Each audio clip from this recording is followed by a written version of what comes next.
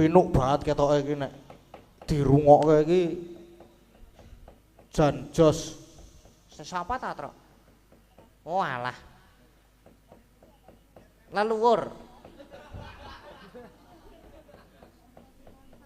Apa Reng? Leluhur. Ya ora ngono kuwi ora sia-sia nek karo kae iki. Kae iki jimat. Kae iki apa jenenge?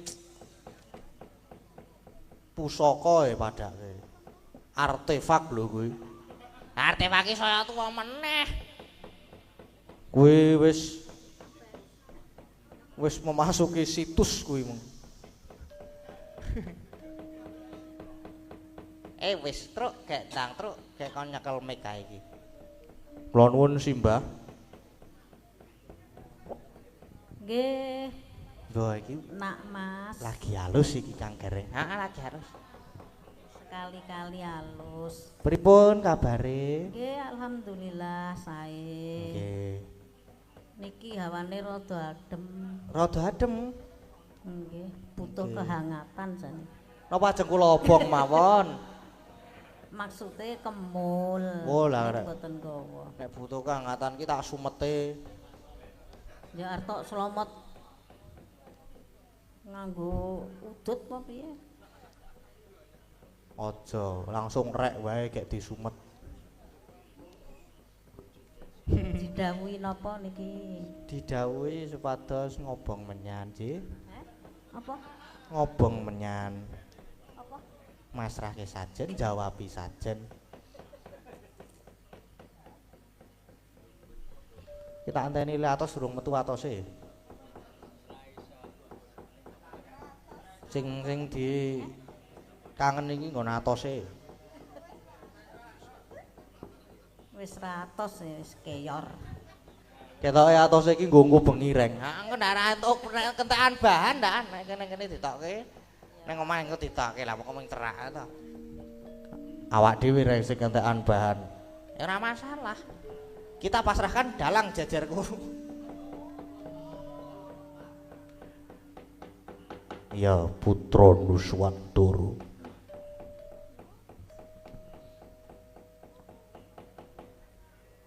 Dibawane. Pokoknya aku arep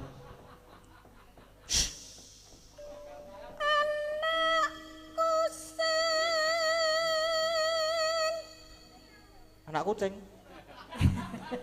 Anak pusing. Oh lah anak kucing, aku rungune anak kucing.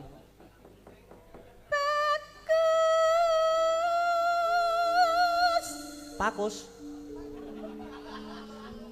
Bagus. Oh bagus.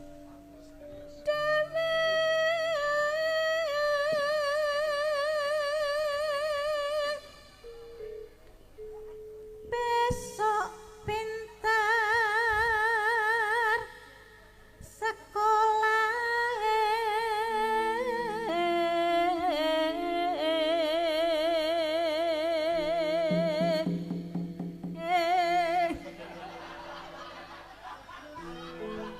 Lah ora kulino kok ya. Ora apa-apa, ora apa-apa. Nek wong tuwa ki harap maklum. Nggih, wong tuwa.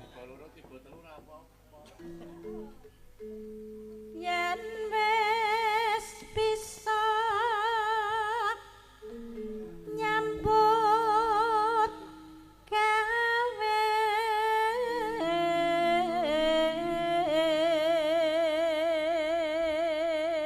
Keyboardnya Mbah, keyboardnya Mbah. Loh, wah. kudu mlaku sak mestine.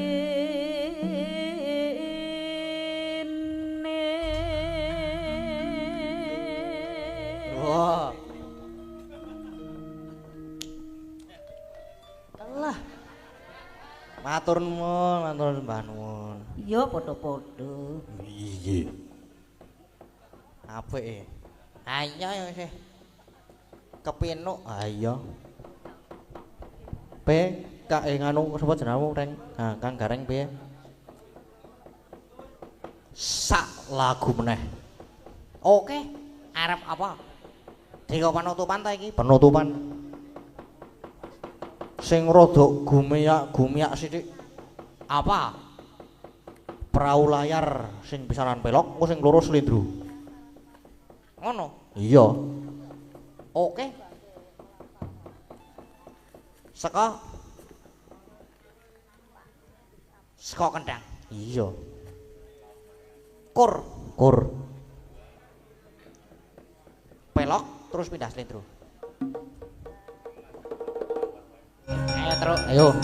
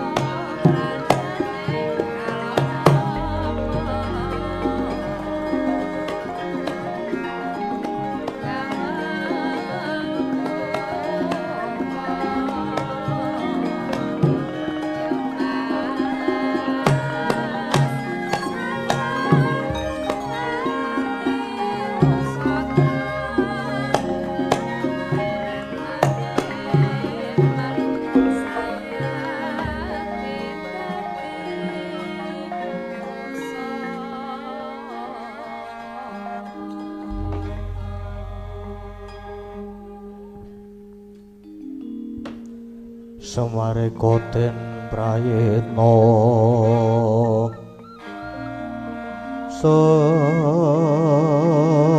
semuriris eko balik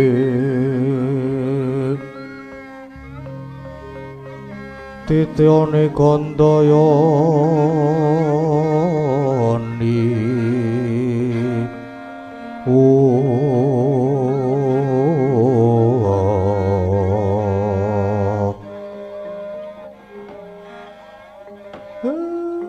blagagag ugag sadulita mel-mel. Guru, wis aku iki karo anakku Garing Petruk wis mbok gawa ning kayangan. Terus saiki karepmu arep kepiye?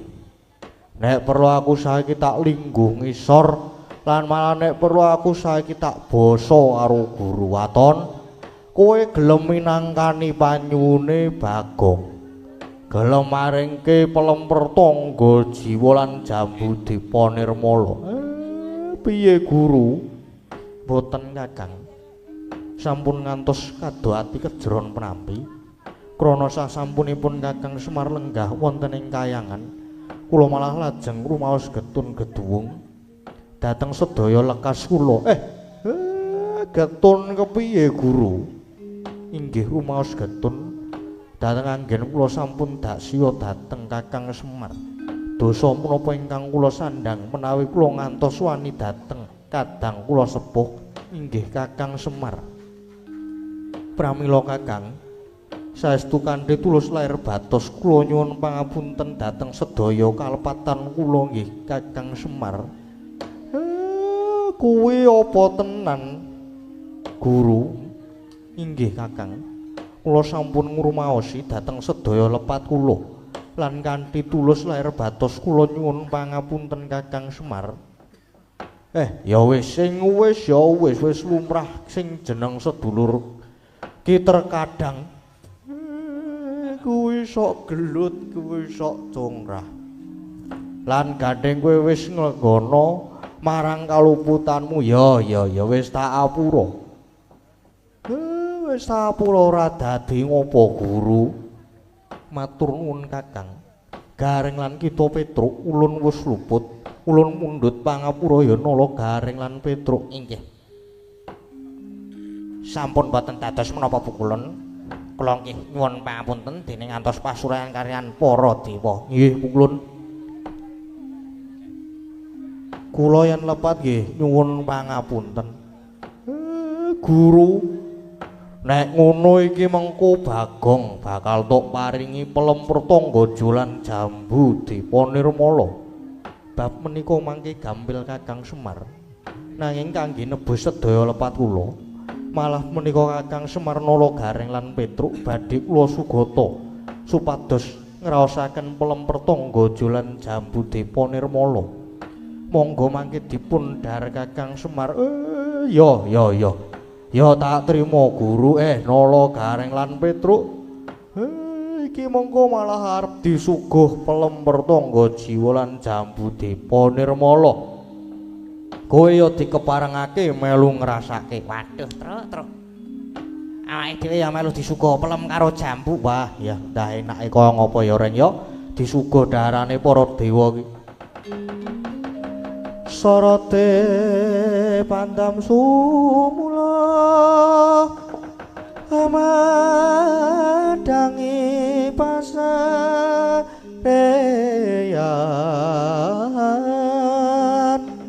ngenangi wadana ramu-ramu kalingan hangrangan sang tiaman nangkung sumungkem guling sang agung lerepa baboe maneman peraten dek branto kula tadah ronte Bathara Indra mara gagi jupuken pelem pertangga jiwa lan jambu Dipa Nirmala ingkang nalika mau wis ulun cawisake jupuken enggal aturna Kakang Semar murih enggal didahar. Inggih ngestakaken dawuh Rama Pukulun inggih. Alon-alon lho Guru, inggih Kakang Semar.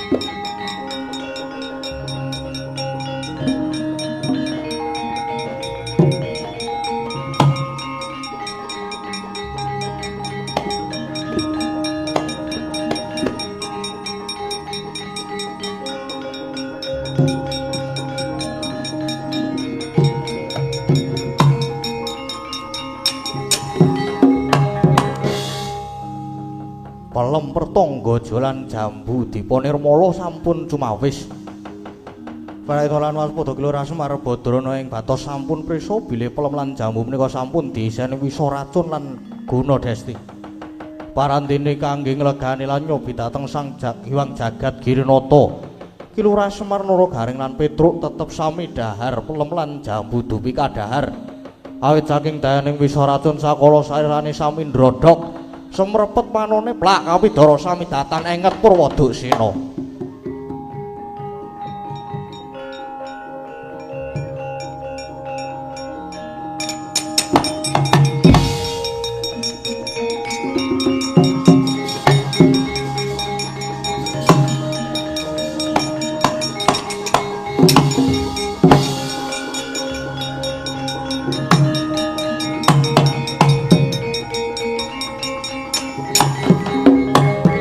Indra Palemper Tangga Jolan Jambu Depa Nirmala ingkang didhahar Kakang Semar iku sejatine wis ulun isine wisa racun.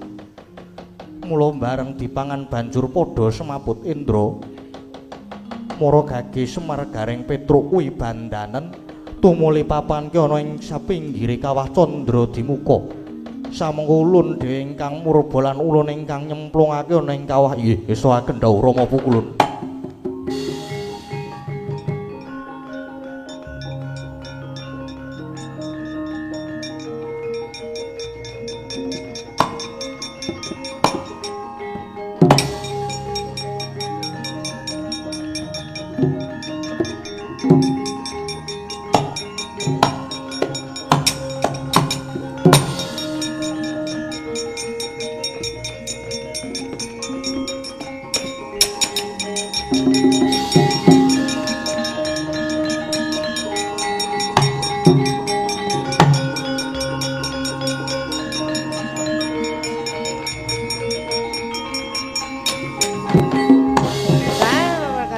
Kencang Waruda yang Pak Papong Bu Bolong Adi Guru. Nah mana saya ora karu-karuan. Kula niki wau jane ningali saking katembian lan nguping dhateng rembakipun Adi Guru. Panjenipun kula bombong lan mongko Pak Dene Adi Guru niki wau sampun nglenggana dhateng kalepatanipun lan sampun nyuwun pangapunten kalian Kakang Semar. Nanging boten ngenten jebul Adi Guru namung api-api etok-etok apik kali Kakang Semar. Katitik niki kanthi pawadan Kakang Semar dipun sugata disuga mawi Palemper Tangga Jolan Jambu Depa Nirmala. Neng jebul bareng didhahar Kakang Semar Gareng Petruk sami semaput walah berkencang. Lah kok malah saya ndadrane saking tumindahe Adi Guru. Sampun Kakang, sedaya perkawis menika ulun dadake. Nggih pun monggo. Bakune kula mung elingake lan kados atur kula ing ajeng, yen ala niku mboten badhe tumama ing becik tegese sedaya panggawe ala niku mesti ana undu-unduane. Sapa nandur mesti ngunduh pun mang titeni mawon arep nemoni lelakon apa niki mangke Adi Guru.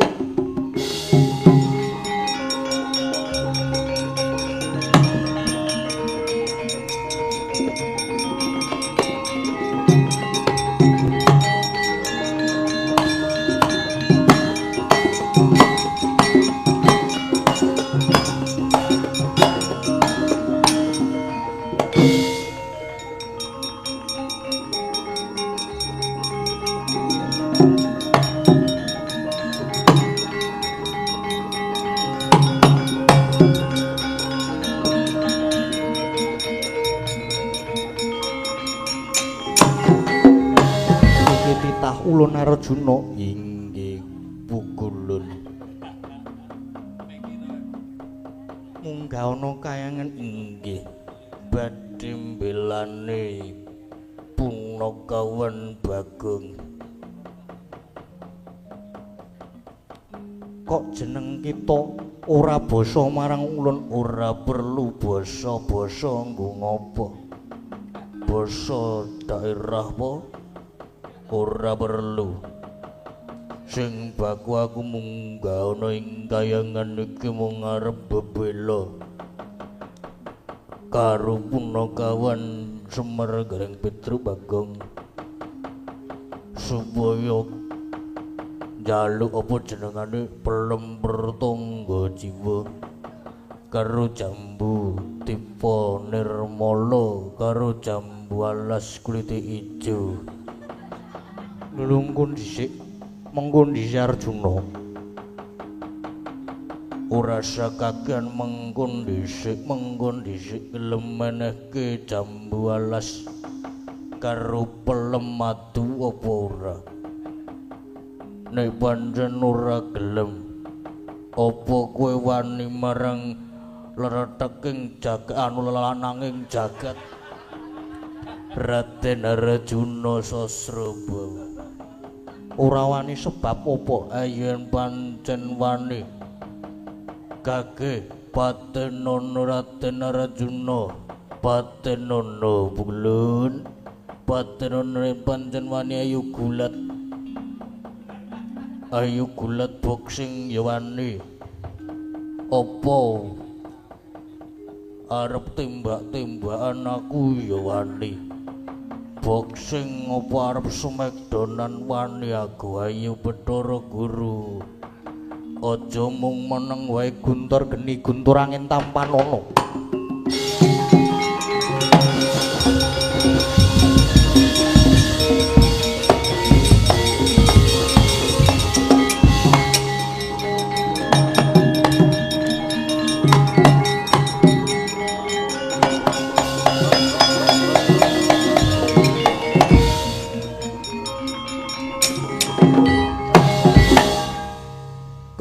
api saka ngendi iki mau lurah ngopong ora kena ngopo wong ampok kene iki lananging jagat bojone 100.000 luwih kok mung ditibani kembang api aku tau kejeblukan roman kendel wae biasa wae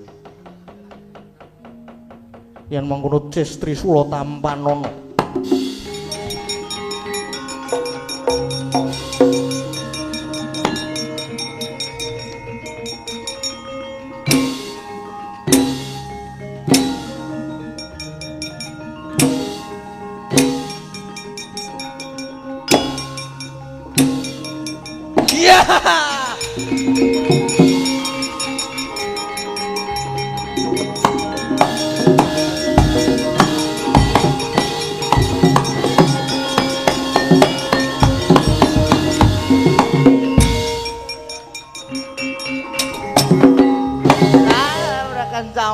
Marudaya Pak Pung. Ya bener Adi Guru ora ngerti sapa sejatine kita. Kita kuwi punakawan Bagong. Entu ya. Senengane kok ngawur. Kuwi pupurmu wis arep luntur. Ketok nek matamu gedhe banget Bagong. Waduh konangan Bagong nglonten dawuh pukulun. Kakang Semar saiki ana pinggiring Kawah Candra Demaka kaget tulungono ya Bagong ngestaken dawuh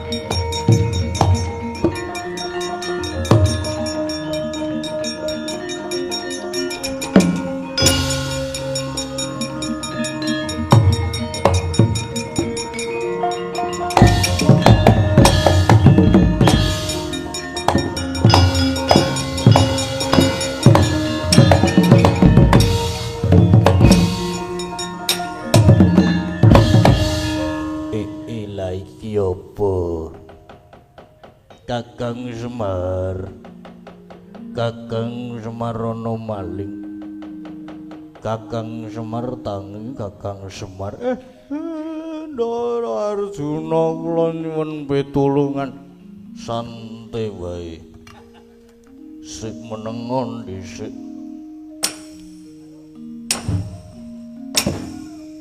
wis tak waring dadi bebandamu muregake lungguh jajajer karo Arjuna ngaturaken semua sama bumi kula Wanjadara iya tak tampa Semar nolo garing Petruko iso tekan kene kula namung diajak kalian apa jeneng akekne Semar niki Ndara mbok dimatke sik to Reng ke lho sawangen kaya sapa oh alah kok iso ya truk ya mbok aku ya ora ngerti enggak habis pikir aku yan karo kae enggak habis pikir aku yan Petruk aja sembrono tak surung ketemplung kawah kowe nggih mboten Ndara mboten Kakang Semar pripun Ndara iki mau aku gulat karo Bathara Guru banjur Bathara Guru namake Guntur Geni Guntur Angin Guntur Ketut Bot ora tumomo banjur namake Cis Trisula namake Cis Trisula ya ora tumomo banjur Melayu Bathara Guru melayu merdoning Marcapada ora urung mung njaluk pitulungan marang kadang-kadangku para Pandhawa klebu Koko Prabu Kresna ditututi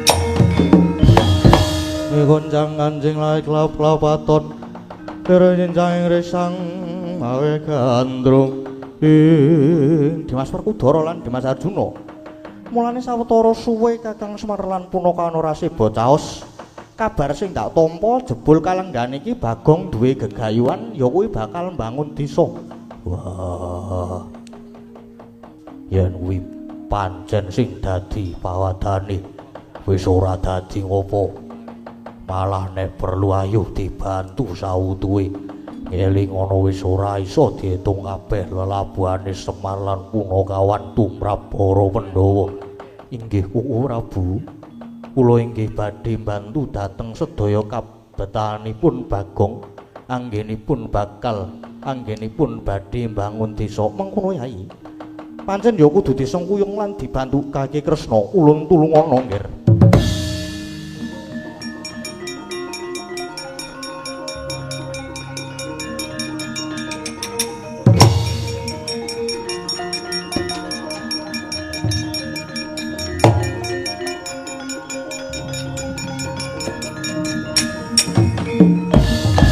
ulun rawuh paduka ngaturaken sumangga pabekti Yaya Kresna wis ulun tampa wah guru kakekku basaku lan sembahku katur Werkudara wis ulun tampa kula inggih ngaturaken sembah pangabekti pukulun Arjuna jebul kita banget nggone ngina marang panjenengan ulun menapa sebabipun mekaten dene paduka pukulun duka Arjuna nalika mau jeneng kita sowan ana ing kayangan malah wani malang kadhak nantang marang panjenengan ulun kita uga wis nyepelekke marang ulun nalika mau kita ulun tamani guntur geni guntur angin lan pusaka cis trisula nanging kita mboyo apa-apa banjur ulun trima mlayu mudhun marca padha tinemune jebul kita malah wis ndisiki laku kita banget ngina lan memirang marang ulun Kresna Arjuna kudu diadili wah aku sing adili tak ajari Clamprong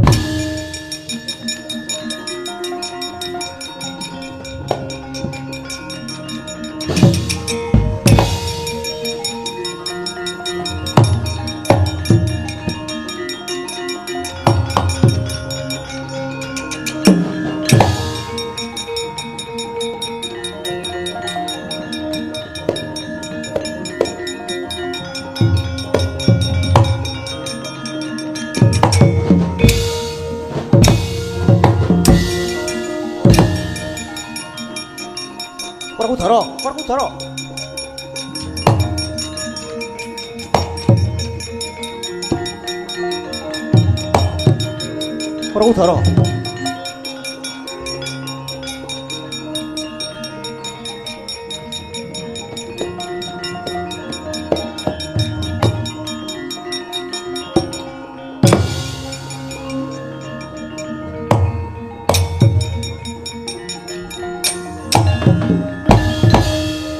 Kakang Mas, kula mboten mangertos dhateng kalepatan kula.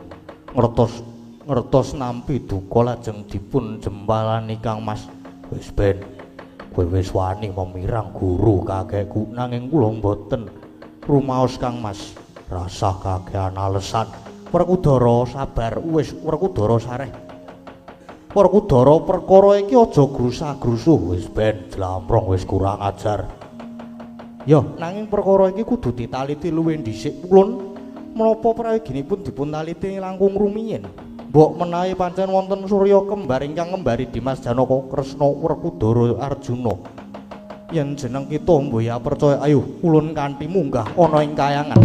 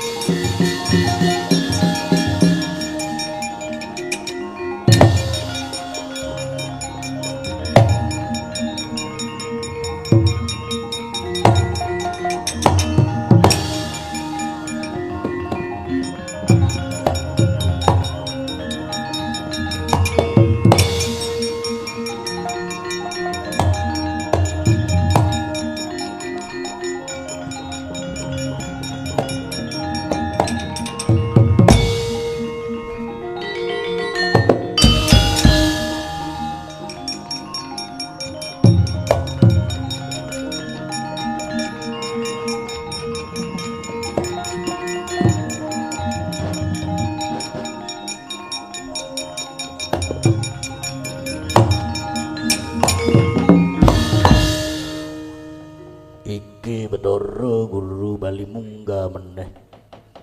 Iki jam pira to iki? Isih iso suwe meneh. Bathara Guru durung kapok mungsuh Raden Arjuna. Werkudara? Nggih. Meneng lho Werkudara aja nguyu, aja ketawa. Ora. Wah. Jelak sing gede jelamprong sing kono jelampor. Wah, Kakang Mas ampun gumujeng ora.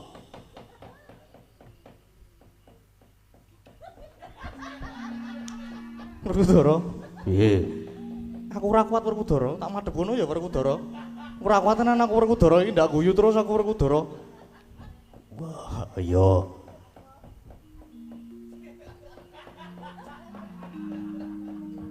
Kae sapa kae ireng citeng.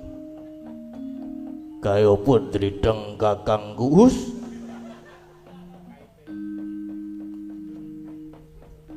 Sapa iki kae mburine sapa? Ditepungake wae aku nata Ndwarawati Prabu Kresna. Prabu walah. Koko Prabu Kresna. Sing gedhe dhuwur kae Kakang Mas. Kakang Mas Brutu sen. Wah, Werkudara. Iya Werkudara. Kresna. Werkudara lan Kita Arjuna. Wonten dawuh nun. Jebul bener ing kene uga ana Arjuna Kresna. Arjuna sing sejati sing ngendi iki? Lah. Mila kala wau kula matur bilih wonten Surya kembar. Dus malah ningrat ana wong wani ngembari, Ana wong wani ngembari. Kowe ya wani ngembari aku. ana wong wani ngembari marang aku tak gawe kucem jenenge Arjuna. Kelakon tak lanang dening aku. Ayo maju rene.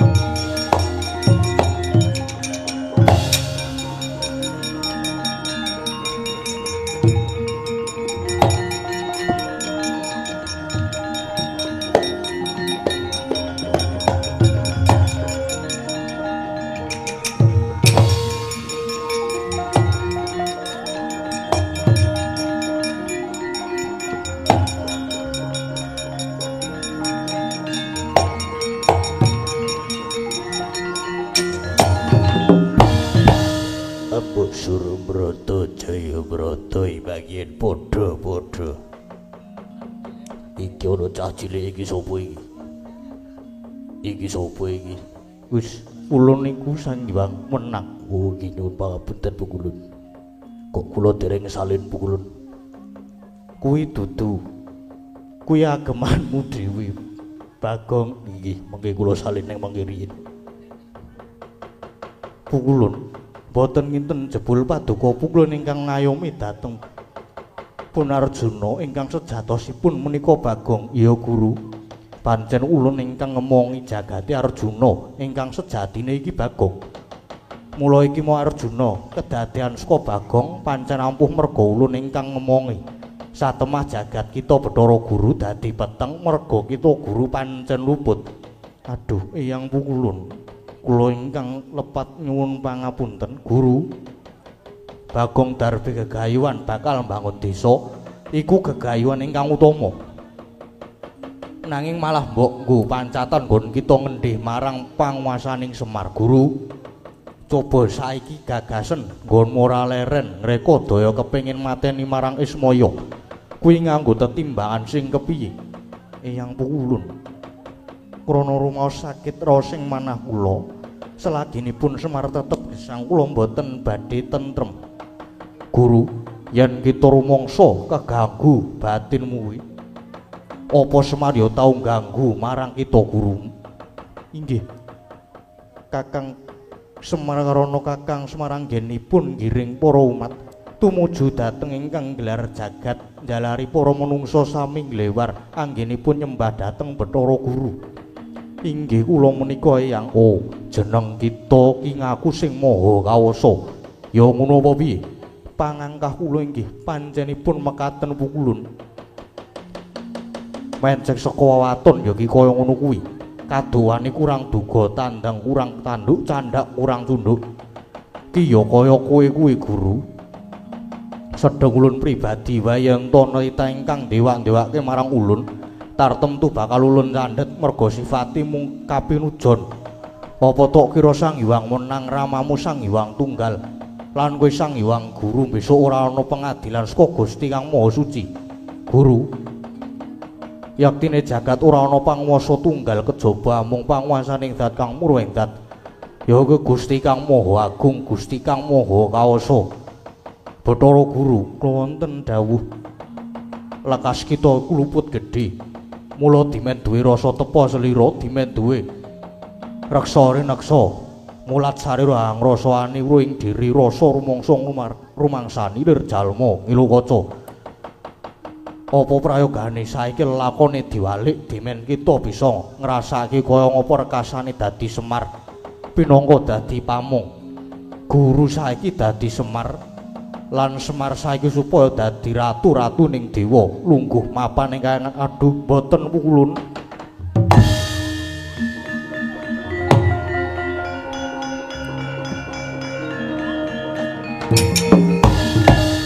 Duh eyang boten. Eyang Pukulun kula sampun ngrumaosi lepat. Kowe tak syukur wis rasain lho. Kowe wis bola-bali apa jenenge? Oh bola-bali lali aku gantian. Bola-bali dilingke karo Pukulun Bathara Narada ya padha wae. Senengane kok kaya mangkono kuwi. Sesuk meneh aja dibaleni ya, sesuk meneh aja dibaleni. Sesuk meneh rasa dibaleni. Iki bapakmu nendi Bagong? Pak. Rene, Pak. Kowe kok dadi kaya ngono kuwi? Rene yo. Kula wonten dawuh Kakang Semar. Kula nyuwun pangapunten Kakang Semar. Ya wis ora dadi ngopo, ning aja dibaleni meneh. Terus iki kepiye aku sida entuk pelem karo jambu apa ora? Nek ora oleh tak ngamuk meneh Bagong, kita aja sumelang. Guru, gegayuhan Bagong nggone bakal mbangun desa iku sembadanana. Paringana pelem pertangga jalan jambu dipa nirmala. Wis mangsa borong Guru.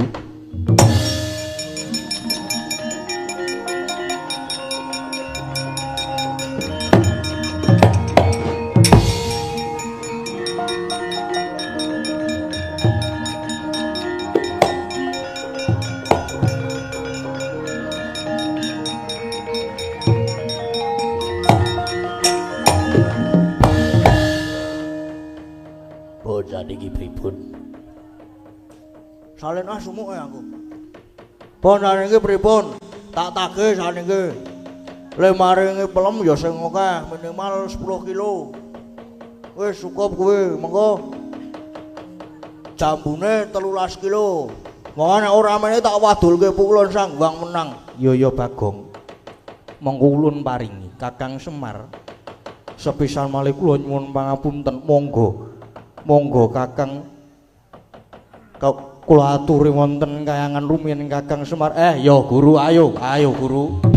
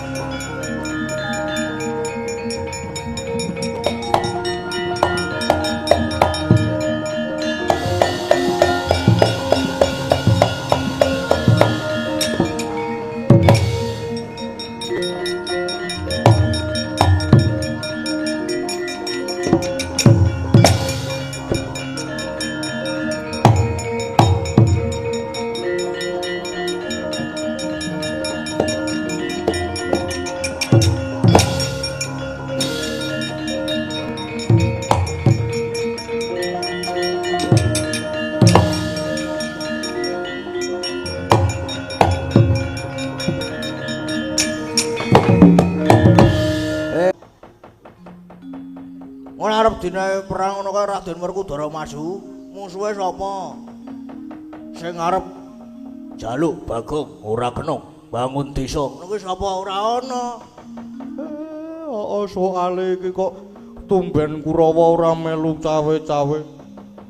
Apa-apa ratu-ratu sabrang ngono ora ana sing melu cawe-cawe. Heeh. Ketoke apa jenenge? Rade biaya ketoke iki lagian doan. Ora iso jalan-jalan. Dole iki lakon Bagong bangun desa wis paripurna. Muga lakon iki bisa ndayani lan murakapi kanggo warga ing sanden mriki, sanden Argamulya sedayu Bantul mriki. Tansah binerkan Gusti cinaketing kanugrahan. Rahayu, rahayu, rahayu.